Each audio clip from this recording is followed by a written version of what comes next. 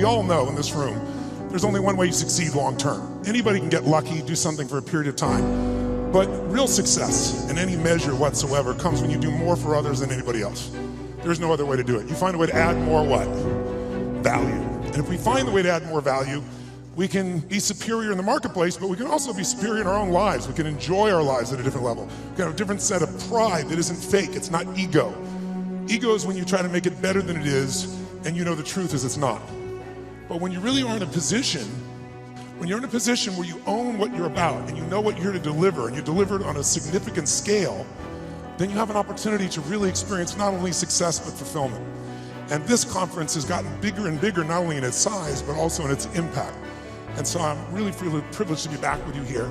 And I know you're working to raise 1 million meals, and I'm very, very into hunger, to say the least, primarily because I was so hungry at the stage of my life. And my life was completely changed because when I was 11 years old, we had no money and no food. And we've gotten used to that, but it was Thanksgiving, which makes it more emotional. And my parents were saying and doing things that after you say them, you can never take them back. And it was very profoundly painful, obviously, for myself as the oldest and trying to keep my brothers and sisters from hearing it. But it profoundly changed me because that day, something changed my life, and it was somebody simply coming and delivering food. And it wasn't the person, wasn't giving it, it was a delivery guy. And it wasn't a happy moment for my father. It was interesting. My mom and dad are yelling at each other. My mom's saying things to my father, "You haven't taken care of us." Pretty painful moment. And the door happens, and I go to open the door, and there's this tall guy standing there with these big bags of food, and on the ground beside him, he had this pan with uncooked turkey. And he said, "Is your father here?" And I said, "Just one moment."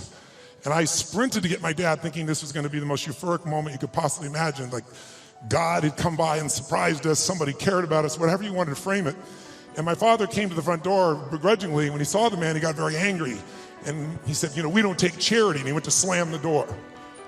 And the man was a very tall guy, and he put his arm or shoulder against it. It kind of bounced off of him. And he said, "Sir, this is not charity. Everybody has tough times. And somebody knows you're in need, and they want you to have a beautiful Thanksgiving. Please accept this gift."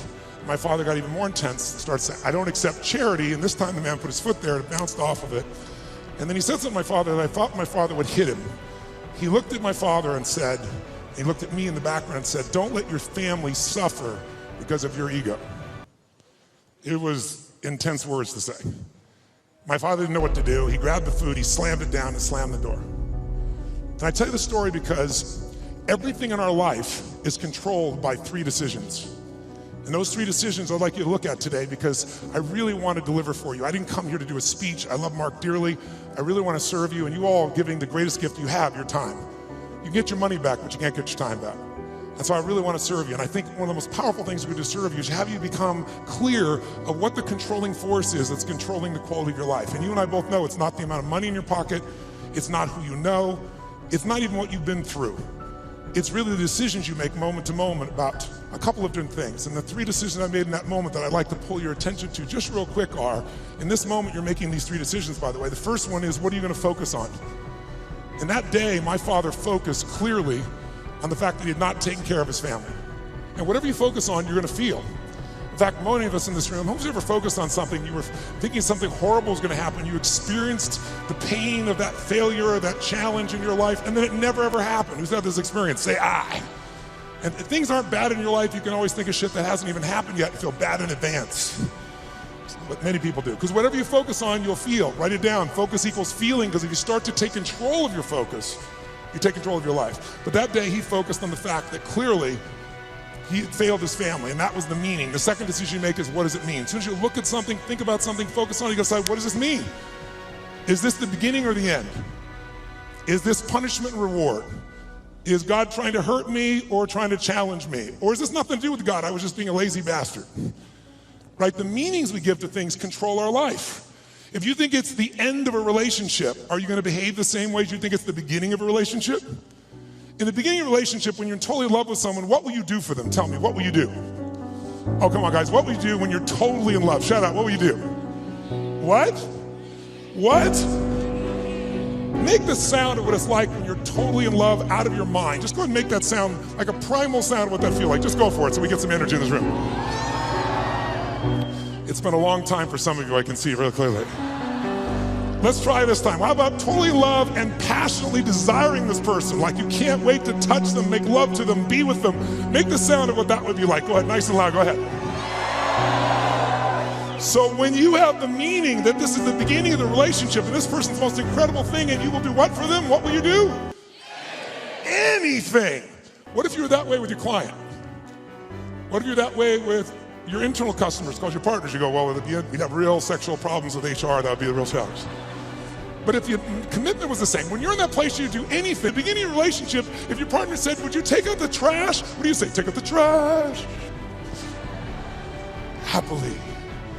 But after about 7 days or 7 weeks or 7 months or 7 years or 70 years, one day someone said, we take out the trash. You go, what do I look like? Your janitor? You go, what happened to our passion? I'll give you a clue. If you want a relationship to last and you think it's coming to the end, do what you did in the beginning and there won't be an end. Because when you think it's the beginning, you behave differently than the end. The meaning we associate to things controls our entire lives. It's not that your mother or father died that's giving you suffering. Certainly that's painful. It's the meaning you think it shouldn't have happened. And when we take control of the meaning, it's the only thing we can control our lives. We can't control events. And we're living now where technology is happening so rapidly. It's magnificent what it does for our lives. But we all know with that technology, our psychology is not developing as rapidly. And as a result, the world's changing.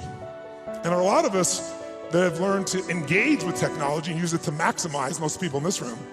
But there's lots of people who use technology to disengage, to be harmful to themselves and to other people. It's not a one-way street. So I'm interested in how to maximize the psychology side, and that's why I'm sharing this with you, so you can increase both your leadership skill, but who do you have to lead first to be effective, my friends? Who? Yourself. And so good to see what's controlling you. Well, what I'm focusing on is controlling me. You can focus on something and make yourself crazy. You can focus on something and make yourself great. In this moment, you could be worried about Ebola, because we all know it's coming. People are freaked out all over the world. 36,000 people die a year of flu, and the whole world is focused on Ebola. Because the news is not designed to inform you, it is designed to startle you. Because that's how you sell things. So if you let someone else take control of your focus, your life will be in someone else's hands. So first decision is what you're gonna focus, second meaning. My father that day focused on he hadn't taken care of his family, and the meaning was, I know what it was because he said it out loud, then I'm worthless. Now when you come up with a meaning, it produces an emotion. And if you and I wanna look at the quality of our life, there's only a way to define it. One way really, that's real. How do you feel every day? If every day of your life you got $1 billion and every day you feel guilty or angry, by the way, nothing worse than an angry rich man or woman, isn't there? You just want to slap them, don't you? How do you have the right to be angry? But they find a way. But if you got $1 billion and you're angry and you're pissed off and you're guilty all the time, what is the quality of your life? Angry, pissed off, and guilty. If you have nothing, I live in Fiji a portion of the time, I have a home there and a resort there and kind of 2 families of villages there that I interact with the last 25 years. And when you go to Fiji and you walk down the street or you drive by, people jump up and they yell, bula, bula, bula, which means welcome, be happy, we love you. And you drive by 5 minutes later and they jump up, bula, bula, bula. And you're going like, what drugs are they taking? No one's paying them. But they're so happy. They're in such a different state. They've learned to focus on something else and come up with a different meaning for life. But if the meaning is it's the end, if the meaning is that you're dissing me, if the meaning is you don't care, whatever meaning we come up with, that affects the third decision, which is what am I gonna do? And what people do is based on the meaning, since the meaning creates emotion, right? You can be miserable no matter what you have, and you can be euphoric having nothing. We all know it's true. In fact, is it possible to learn to let, for example, all hell could be breaking loose around you, and you could just be sitting in a chair in this centered space, all hell breaking loose, and you could still feel great? Is that possible? Yes or no? Yes or no? Sure, but you and I live in a Western culture. Well, if you sit and bliss out, people come and take your furniture. So we have to be good at not only controlling the internal world, but our external world. And that's shaped by what we do. And what people do is based on their emotions and also their role models. So I thank you, Mark, and I thank all of you that are role models for people, where you show people that success does not mean taking, that success can mean truly growing and giving. That money, resources, and opportunity are things to be shared. They're things that are tools for a quality of life that you're able to enhance for people and for yourself and your family. Pretty beautiful thing. My father that day decided what to do was, if I failed and I've been worthless to my family, I must leave. And he did. to me, it was the worst day of my life. I'll never forget it. I loved him more than anything. I had 4 fathers. He's the one I finally got attached to. I was like, Mom, I'm confused. But then finally, years later, I got the benefit of it because out of all those experiences and all that pain, that day I made 3 different decisions. First decision is I just decided to focus on something different than him, and that's the power we have. We get to decide what to focus on. And my decision number 1 is I want to focus on the fact there's food. What a concept. Pretty cool. But the most powerful thing that changed my life was meaning. I said, what does this mean? Because my father had always said, my mother had always said, nobody gives a shit. Nobody cares. Don't care about anybody, they don't care about you. And that day I had physical evidence. Those you bringing food, I want you to know that's not just food. That's called love for someone. That's called hope for someone. That's called surprise for someone. And that day for me, I went, strangers care. And so I started caring about strangers. And I decided someday I'm gonna do the same. So when I was 17, I fed 2 families. It was like one of the most incredible experiences of my life. I went to the grocery store, I was all excited, saved up all my money, went to the manager and said, I want to feed 2 families, this is what I'm doing, it's not for me, give me a discount. And he gave me 10%, and I thought, cheap bastard. But I went out and I delivered this food, and ironically, I called this church, and I asked in the barrio, a particular place, where are some families in need? They gave me 2 names. I put on t-shirt and jeans. I wasn't going to be acknowledged. I also didn't want somebody to be insulted because I saw what happened to my father. And I wrote a note, said, this is a note from a friend. And I said, I just want you to know you're having difficult times. Everyone does at times. And I want you to have a beautiful Thanksgiving. And please feel loved, take care of your family. And someday, if you can, do well enough to do this for one other family and pass it on. But love a friend. And I had it written in Spanish as well.